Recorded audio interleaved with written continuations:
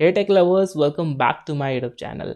तो आज हम बात करेंगे एक इंटरेस्टिंग टॉपिक पे, that is startup versus big companies. इस वीडियो में हम कंपेयर करेंगे मल्टीपल फैक्टर्स को प्रैक्टिकल एग्जांपल्स के साथ और देखेंगे कि आपके लिए कौन सा मॉडल ज़्यादा इफेक्टिव हो सकता है। तो इस वीडियो में एंड तक बने रहें ये जानने के लिए कि आपके लिए क्या ज़्यादा इफेक्टिव हो सकता है, एक स्टार्टअप या फिर एक एमएनसी। तो चलिए वीडियो को स्टार्ट करते हैं।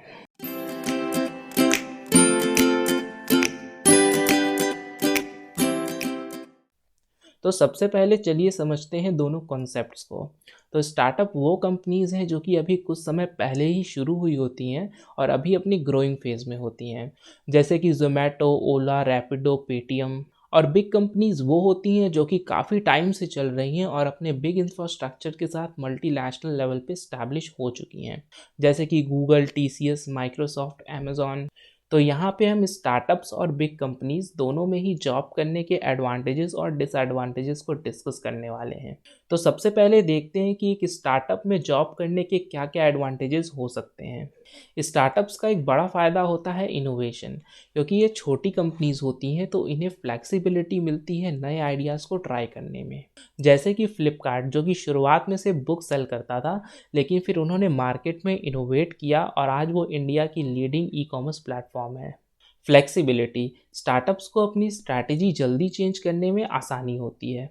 जैसे कि जोमेटो, जो कि इनिशियली फूड डिलीवरी पे फोकस करता था, बट उन्होंने अपने मॉडल को इवॉल्व करके ग्रोसरीज और कई अदर सर्विसेज भी इंक्लूड की। पर्सनल ग्रोथ, स्टार्टअप ज्वाइन करके एम्प्लॉयज़ को ज़्यादा अपॉर्चुनिटी मिलती है अपनी स्किल्स को डेवलप करने के लिए, क्योंकि एक स्टार्टअप में हर एम्प्लॉय का एक क्रूशियल रोल होता है। जैसे कि एक इंटर्न ने स्टार्टअप में आते ही उनकी सोशल मीडिया स्ट्रैटेजी को रीडिफाइन कर दिया, जो कि आज उस स्टार्टअप का एक बड़ा हिस्सा बन गया है। तो अब देखते हैं कि बिग कंपनीज में जॉब करने के क्या क्या एडवांटेजेस हो सकते हैं। स्टेबिलिटी, बिग कंपनीज में स्टेबिलिटी होती है और ये एम्प्लॉयज़ को long term job security provide करते हैं। जैसे कि टाटा, जो कि देश के most stable and one of the oldest business group में से एक है। इसी तरह से और एमएनसीज जैसे कि गूगल, माइक्रोसॉफ्ट, अमेजॉन भी आपको काफ़ी अच्छी स्टेबिलिटी प्रोवाइड करती हैं। रिसोर्सेज, बिग कंपनीज के पास ज़्यादा रिसोर्सेज होते हैं, जैसे कि गूगल, जो कि अपने एम्प्लॉयज़ को टॉप नॉच फैसिलिटीज़ और रिसोर्सेज प्रोवाइड करता है, जिससे कि उनकी क्रिएटिविटी और प्रोडक्टिविटी बूस्ट होती है। ब्रांड वैल्यू, एमएनसीज का एक और एडवांटेज होता है ब्रांड वैल्यू। लोग इन कंपनीज को पहचानते हैं और उनके प्रोडक्ट्स पे भरोसा करते हैं। जैसे कि एप्पल, जो कि हर प्रोडक्ट लॉन्च पे अपने ब्रांड की एक स्ट्रॉन्ग इमेज को मेंटेन करता है। एमएनसीज में जब हमारी जॉब लगती है तो कंपनी हमें एक पैकेज ऑफर करती है, जिसमें उनके कुछ स्टॉक्स भी होते हैं, जिनकी वैल्यू इवेंचुअली टाइम के साथ बढ़ती है, बिकॉज ये वेल एस्टैब्लिश्ड कंपनीज हैं।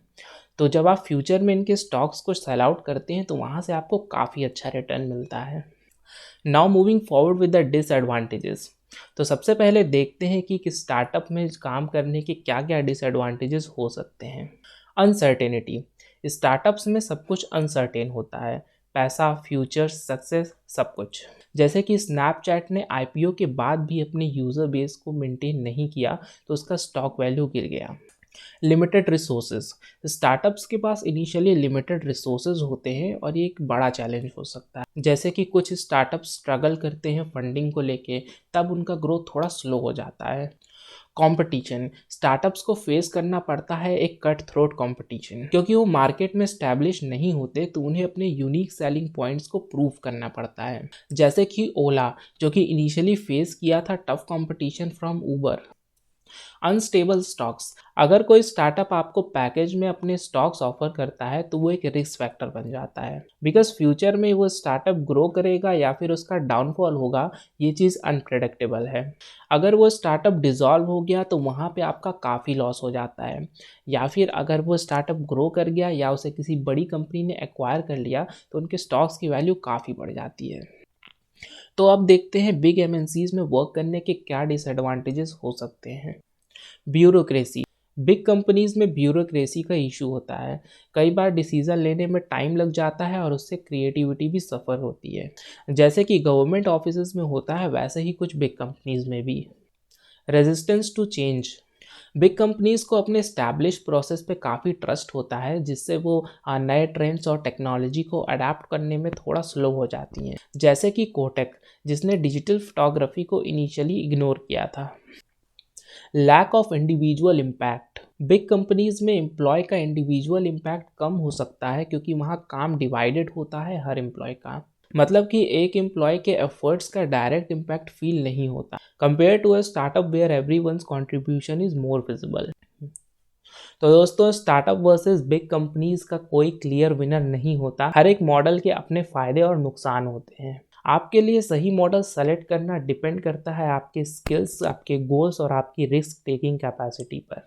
जैसे जो बड़ी एमएनसीज होती हैं वो हार्ड स्किल्स के साथ साथ सॉफ्ट स्किल्स पे भी काफ़ी ज़्यादा फोकस करती हैं, जैसे कि आपकी कम्युनिकेशन स्किल्स या फिर आपकी लीडरशिप स्किल्स। और जॉब लगने के बाद ये फ्रेशर्स को 6 से 12 महीने की ट्रेनिंग प्रोवाइड करती हैं उनको उनका काम सिखाने के लिए। वहीं जो स्टार्टअप्स होते हैं वो हार्ड स्किल्स पे ज़्यादा फोकस करते हैं और जॉब लगने के बाद कोई ट्रेनिंग भी नहीं प्रोवाइड करते, बिकॉज वो अभी ग्रोइंग स्टेज में है। तो उन्हें सिर्फ वेल स्किल्ड एम्प्लॉयज़ ही चाहिए होते हैं, ताकि वो ज्वाइन करते तुरंत ही अपना काम स्टार्ट कर दें।